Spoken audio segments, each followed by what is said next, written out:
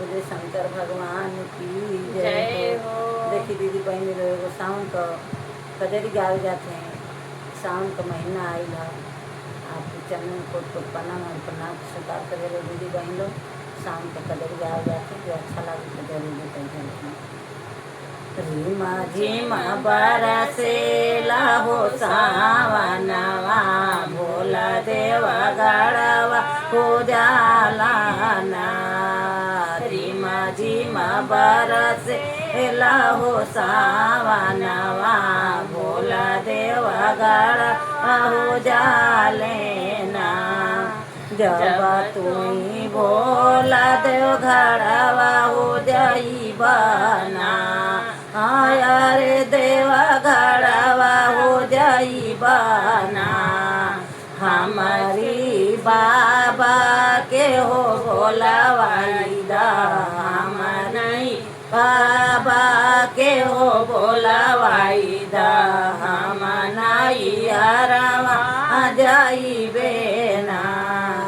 हमारी बाबा के हो भोला वाईदा हम नाई हरवा जाई बेना।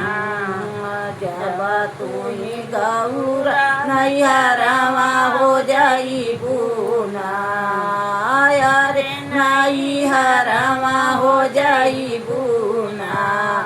जेतनी लागली मोरी रूपैया जेतनी लागली मोरी रूपैया हो तनी देई के हो जाइया ना।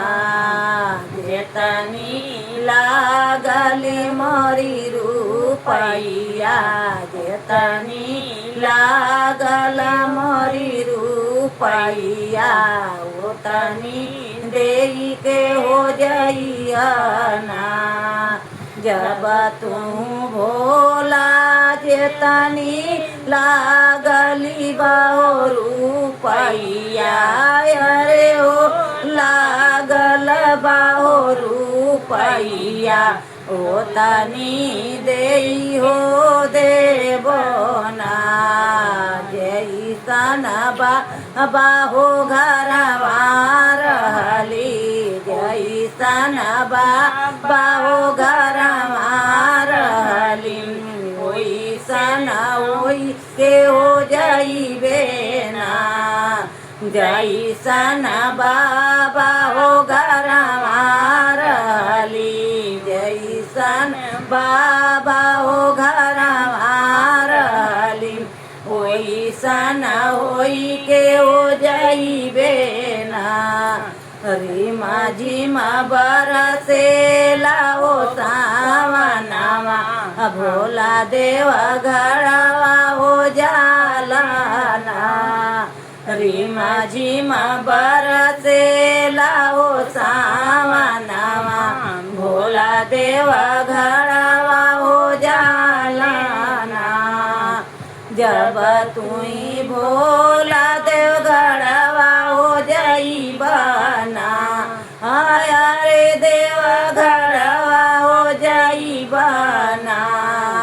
हमारी भैया के हो बोला वाईदा हमारी भैया के हो बोला वाईदा हम नाई हरवा हो जाई बेना।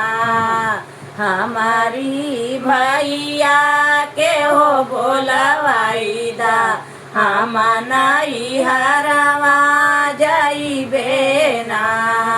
जब तुई गौरा नहीं हरवा हो जाई बुना अरे नहीं हरवा हो जाई बुना।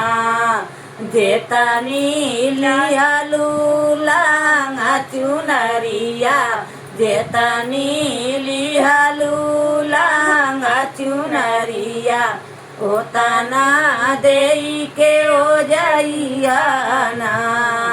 जेतनी लिहलू लहंगा चुनरिया ओतनी देई के हो जाइया ना। जब तुई भोला हो जेतनी लिहाली लहंगा चुनरिया आया रे हो लिहाली लहंगा चुनरिया ओ तनी देई हो देबो ना जैसन गोदिया में कललनवा जैसन गोदिया में कललनवा ओइसन होई के हो जाइबे ना जैसन गोदिया में कललनवा जैसन गोदिया में कललनवा ओइसन होई के हो जाइबे ना। प्रेम से बोलिए आदिदेव महादेव की जय हो।